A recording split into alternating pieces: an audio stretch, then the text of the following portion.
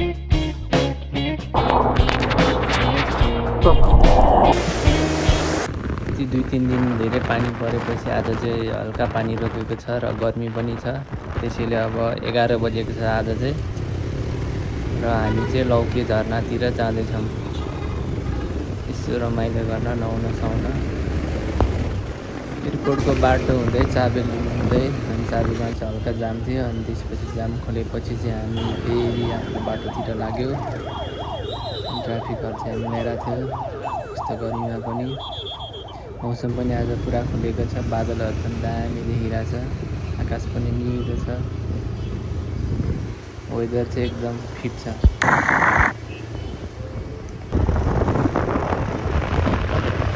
बिचमा चाहिँ यस्तो दामीको झर्ना पनि रहेछ है। आर्मी क्याम्पबाट ओह्रालो झर्दा झर्दा बिच बाटोमा ठ्याक्कै एउटा 2टा झर्ना देख्छ बाटोमै, बाटोकै छेउमा। मान्छेहरू टन्नै फोटो टिकटक भिडियोहरू खिचिरहेको सबजना खिचिरहेको छ। हाम्रो बाइक पार्क गरेर झर्नालाई फोटो भिडियो खिचेर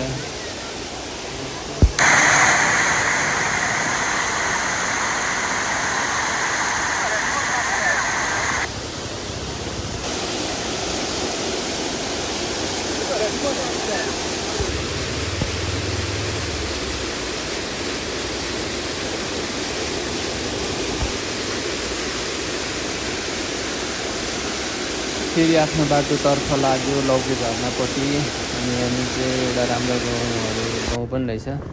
गाउँहरू भन्नाले एउटा गाउँ रहेछ, गुरुङ गाउँ, जसमा चाहिँ सुकुटी चाहिँ एकदम फेमस रहेछ। नन भेज खानेहरूको लागि चाहिँ दामी ठाउँ, दामी स्पट। भेजिटेरियनहरूको लागि चाहिँ केही छैन रहेछ।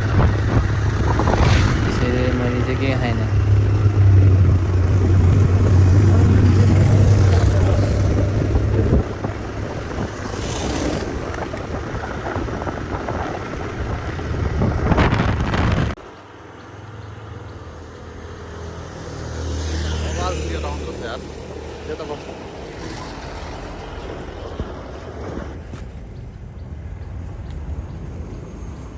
पिच रोडलाई छोडेपछि चाहिँ लौके झर्ना जानको लागि चाहिँ अलिकति भित्र छिर्नुपर्ने रहेछ, तर बाटो चाहिँ एकदम राम्रो छ पहिलाको वर्षको भन्दा। यसपालि चाहिँ ढलान गरेर पुरा हिँड्दै छिटो नहुने चिप्लो नहुने बनाएको रहेछ, राम्रो छ। स्कुटर पनि आउँछ, मान्छेहरूले टन्नै स्कुटर पनि राखेको, कोही कोही हिँडेर पनि आउँदो रहेछ मेन रोड पिचमा बाइकहरू राखेर पनि। अनि हामी चाहिँ तर भित्रै लिएर गयो बाइक, हिँड्दा ढिलो लाग्छ नि त हामीलाई। त्यसैले बाटो चाहिँ अलिक उकालो छ, तर फुल ढलान छ। ढलान सकेपछि चाहिँ लेफ्ट र राइट जाने बाटो आउँछ, त्यसपछि चाहिँ हामी राइट लाग्नुपर्छ। अनि हल्का थोरै 5-10 मिनटको चाहिँ अफरोड छ, धेरै अफरोड पनि छैन, स्कुटर पनि जानु मिल्नेवाला अफरोड छ। तर अलि पानी परेको हुनाले 1 दिन अगाडि बाटो चाहिँ अलिकति चिप्लो रहेछ। अलि सेफ भएर रिल्याक्समा चलायो भने चाहिँ केही हुँदैन। अनि हामी चाहिँ फेरि बाइक लिएर यहाँभित्र पनि, किनकि हामीलाई हिँड्न झ्याउ लाग्यो।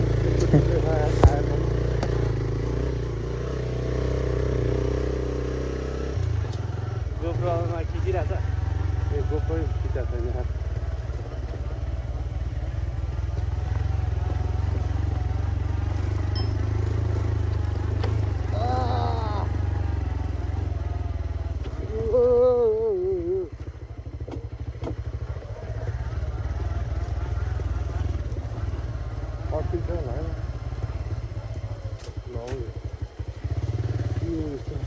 पानी पऱ्यो भने चाहिँ लौडा हुँदैछ नि थाहा बाटो।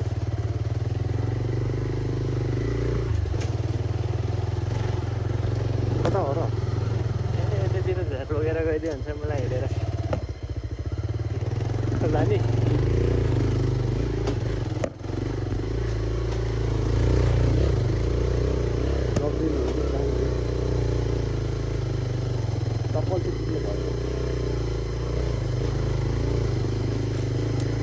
फुल ट्याङ्की तेल हाल्छ, तेल निकाल्दै भन्छ।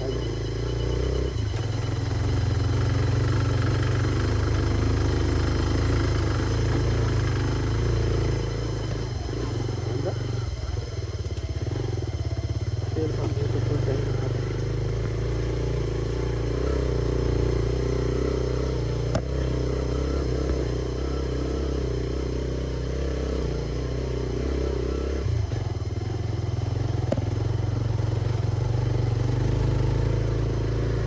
यस्तो राम्रो बाटो छ यार।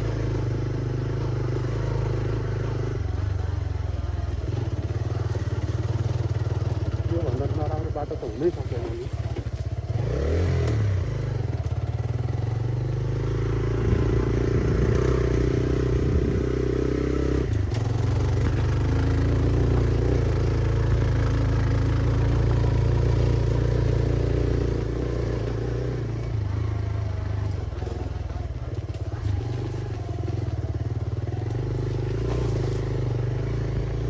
कहाँ हो झर्ना कहाँ 15 मिनटमा पुग्छ यार। यहाँनिर त्यत्रो यत्रो टाढा छ, 1 घन्टै लाग्छ। लौके झर्ना यतै हो।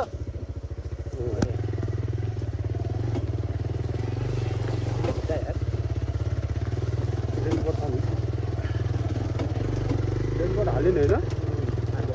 रेनकोटै नहाल्यो भने चाहिँ झर्ना आउँदैन।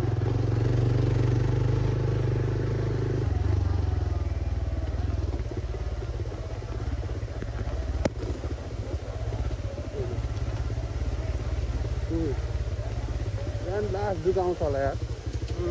लिएर आए साइकै हुँदैन।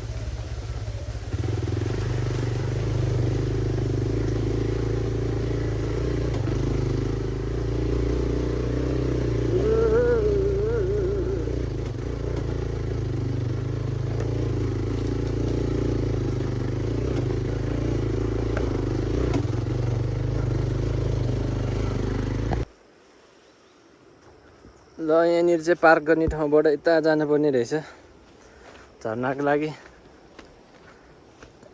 हिँड्दै हिँड्दै जानुपर्ने रे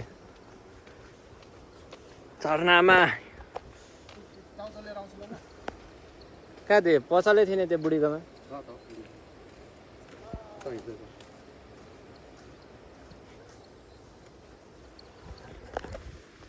हिँड्दै गर्ने कि कुद्दै गर्ने? कुद्दै गर्ने कि हिँड्दै गर्ने?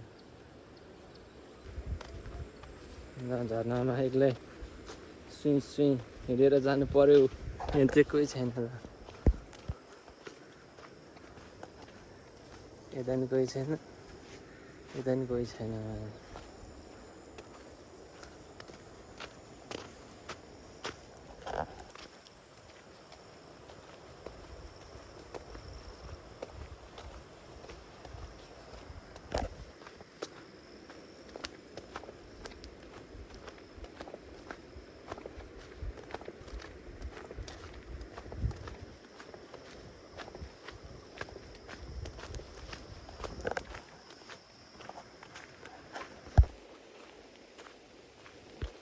ल पानी पनि लाग्यो।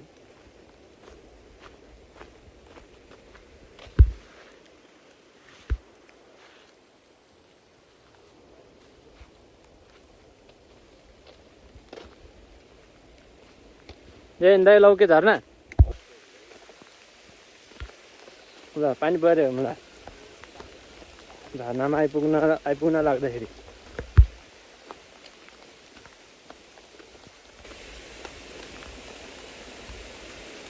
जाते हैं सानो मिनी झर्ना कोही काम लाग्यो।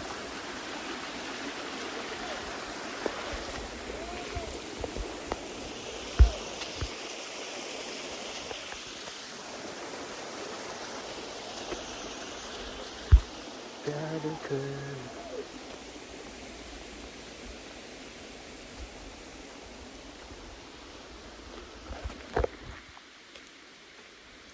कहाँ गयो त्यो चौचौ किन्न गएको मान्छे त आएन त।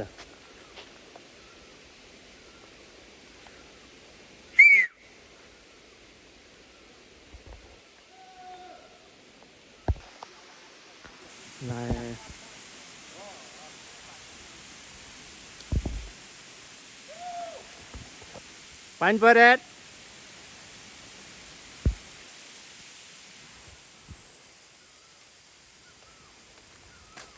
ल चौचौ किनेर आइपुग्यो। पच्चप हाम्रो मनमा वाइ वाइ स्न्याक्स रेडी त्यो तलतिर हेर्नु ल रोपाइ भइदिएर विनय चौधरीलाई यो भिडियो पुग्न पर्यो सेयर गर दामी पानी पर्यो सेयर गरिनेछ भने मलाई के भन्ने के नभन्ने म पिसफुल मान्छे हो त्यसैले हामी नेचरमा आइरहेछ पिसफुल भएर तर सेयर चाहिँ गर होइन थर्काइ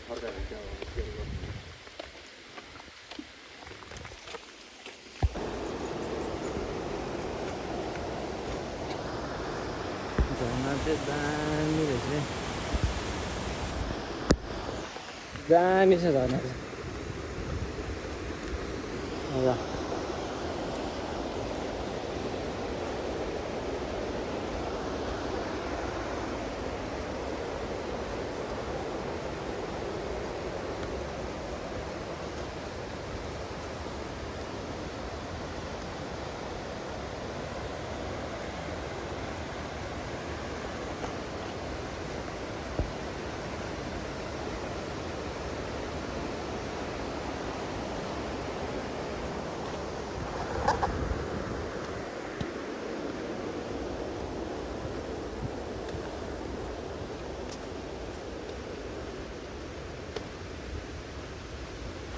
डेन्जर रहेछ है झर्ना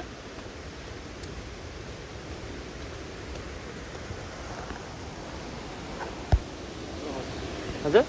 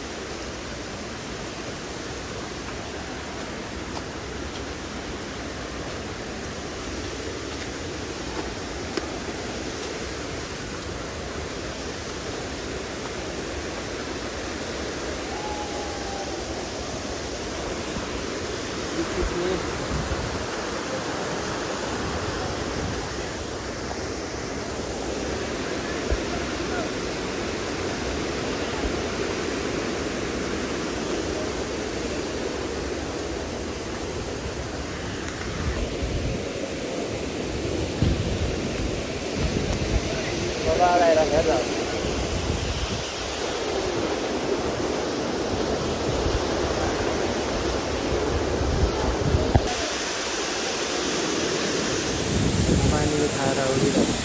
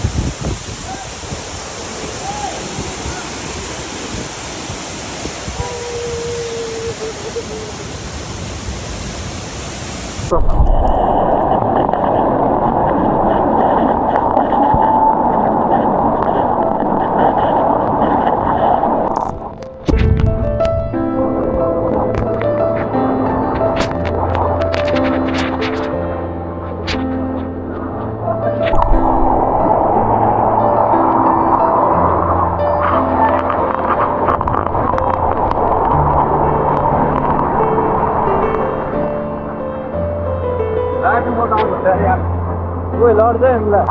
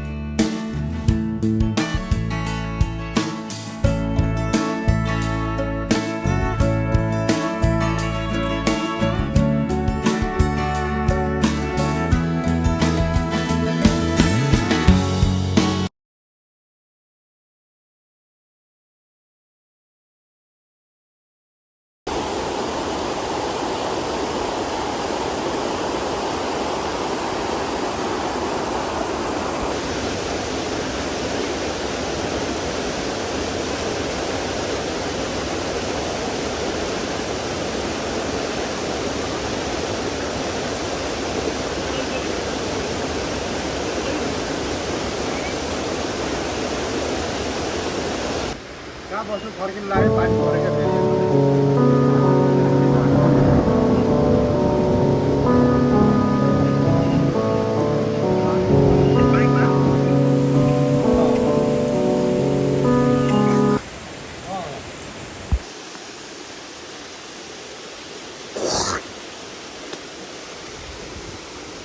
ल झर्ना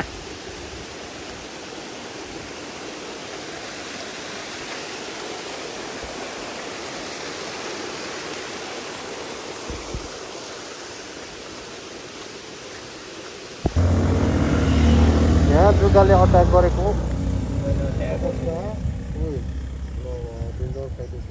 झन्न थाहा पाएछ कस्तो दुख्यो है कहाँ यहाँ दुखिरहेको थियो अनि केले टोक्यो भने यस्तो थाहा नै उ यहाँनिर नि बच्चा पनि रहेछ ल इ ल बच्चाले समेत छोडेन यार ल ए यो त होइन रहेछ तिनवटाले टोकेछ फर्काउनु हेरे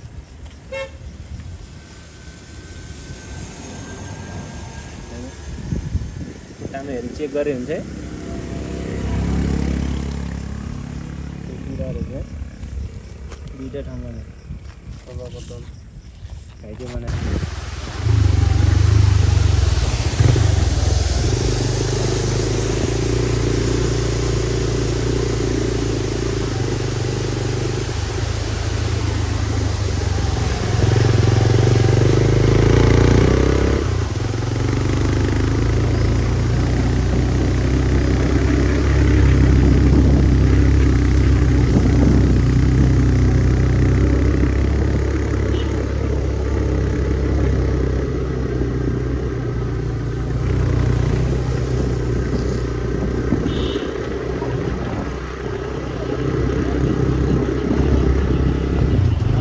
जानको लागि लाइन पर्छ होला है यिनीहरू